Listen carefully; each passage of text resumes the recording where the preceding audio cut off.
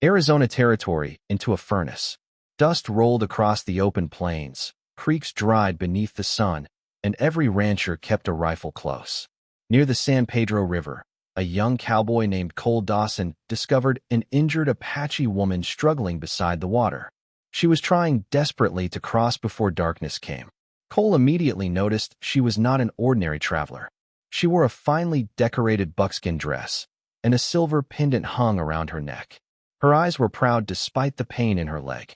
She pointed toward the opposite bank, then whispered that her people were waiting there. Cole understood only enough to realize she needed help. The river was swollen from a sudden mountain storm, and the current was dangerously strong. Cole tied his horse to a cottonwood tree and stepped into the cold water. When the woman tried to stand, her injured leg collapsed beneath her. Without hesitation, Cole lifted her carefully into his arms and began carrying her across. Halfway through the river, the current slammed against Cole's legs. He nearly lost his footing, but he tightened his grip and kept moving.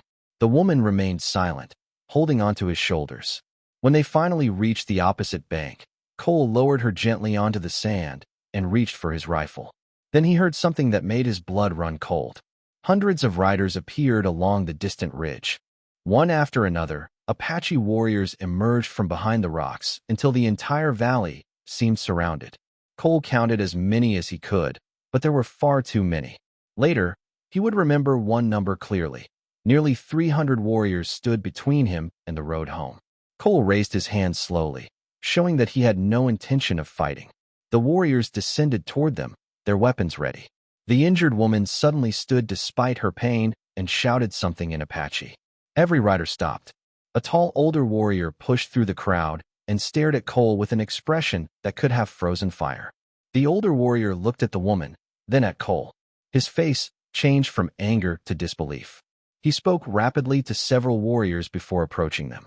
The woman answered him, explaining that Cole had found her wounded near the river and carried her across when the water became too dangerous. The old warrior's eyes narrowed. He asked Cole why he had helped her instead of leaving her behind. Cole looked toward the woman and simply answered, because she needed someone to help. The warrior studied him for several seconds. Then he turned toward his people and raised one hand. Every weapon lowered. Cole later learned that the woman was the chief's daughter, named Naya. She had been traveling with two companions when outlaws attacked them near the river. Her companions were killed, and she escaped with a badly injured leg. She had believed she could reach her village alone, but the rising water nearly ended her journey. The chief's name was Running Bear, and although he was grateful, he remained suspicious. He invited Cole into the Apache camp, where medicine men treated Naya's injury. Cole expected to be questioned or imprisoned, but instead he was given food and water. Still, he kept his eyes open, knowing that one wrong move could change everything. That evening, Naya found Cole sitting beside a small fire. She thanked him in careful English. Cole smiled and told her that anyone would have done the same. Naya shook her head. "No," she said quietly. "Many would have left me." Her words stayed with Cole long after she disappeared into the darkness. The next morning, Running Bear summoned Cole. He explained that the outlaws who attacked Naya belonged to a gang led by a man named Silas Crow. Crow had been stealing horses and attacking travelers, hoping to start a war between settlers and Apaches. The chief believed Crow wanted both sides fighting so he could profit from the chaos. Cole recognized the name immediately. Silas Crow had once worked near a ranch where Cole had been employed. Cole also knew the gang's hiding place in an abandoned mining settlement several miles away. Running Bear asked whether Cole would help stop them. Cole agreed, but he warned that fighting would bring more bloodshed. Together, Cole and several Apache scouts followed the outlaw trail. Naya insisted on coming despite her injured leg, but her father refused. Cole promised her he would return. Before leaving, Naya gave him the silver pendant she wore around her neck. She told him it represented courage and that he should bring it back when the danger was over. At the abandoned settlement, Cole and the scouts discovered Crow's gang preparing an ambush. More importantly, they found evidence proving Crow had attacked both settlers and Apaches. Letters, stolen goods, and weapons were hidden inside an old mine. Cole realized that if they exposed the truth, Crow could no longer manipulate both communities. But Crow discovered them first. Gunfire erupted across the settlement. Cole took cover behind a stone wall while the Apache scouts surrounded the outlaws from the hills. Rather than charging blindly, Cole shouted that they should surrender. Crow laughed and fired again. Then one of his own men dropped his weapon, realizing there was no escape. One by one, the gang surrendered. Crow tried to flee through the mine, but Cole caught him at the entrance. The outlaw raised his pistol, yet Cole knocked it away before the man could fire.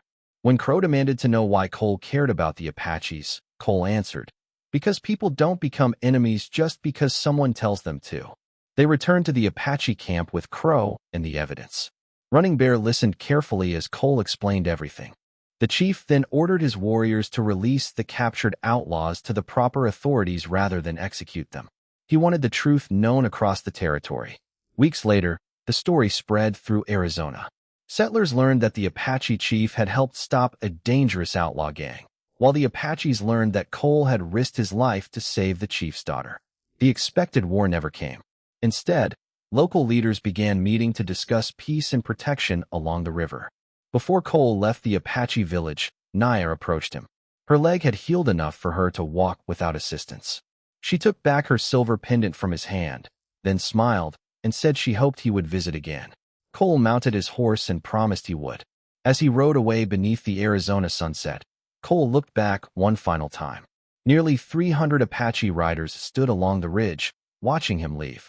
The same warriors who had once surrounded him now raised their hands in farewell. Cole realized that the river had changed more than his journey. It had changed the future of two peoples who had been taught to fear each other. A cowboy had carried one wounded woman across dangerous water, but in doing so, he had carried a message of trust into a valley filled with hatred. Years later, people would still tell the story of the cowboy who crossed the river and came back with peace.